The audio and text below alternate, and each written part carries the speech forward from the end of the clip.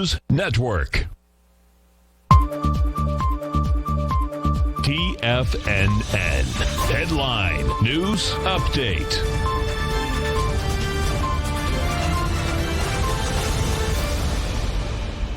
Hi everyone, Basil Chapman here. This is the 11th of May, and we're looking at a Dow that started off yesterday, Sunday night.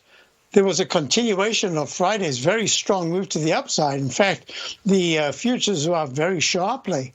And then all of a sudden, overnight, there was a turnaround. This morning, the futures were down really sharply, and we were actually down at in the Dow about 170 points and 200 something points.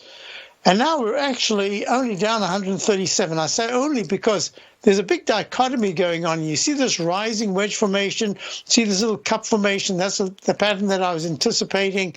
We need to see the Dow above 24,700 sometime this week. That'll be extremely positive. Meantime, back at the ranch, look, the S&P's come back from a very sharp turnaround from overnight plus to very sharp down move. Opens quite sharply at 29.03, the low today. It's now trading at 29.23, 20 points higher.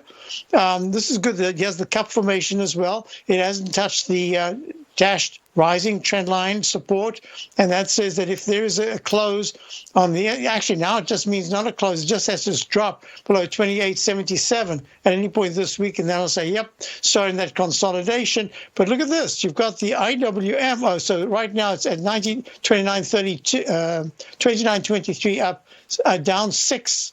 Coming back quite nicely. The IWM, which is the Russell 2000, is actually down 1.30 at 131.0 through. A little bit better structurally, but still much weaker because it's below the 136.85 high of the 29th. Now look at this, the QQQ, the NDX 100.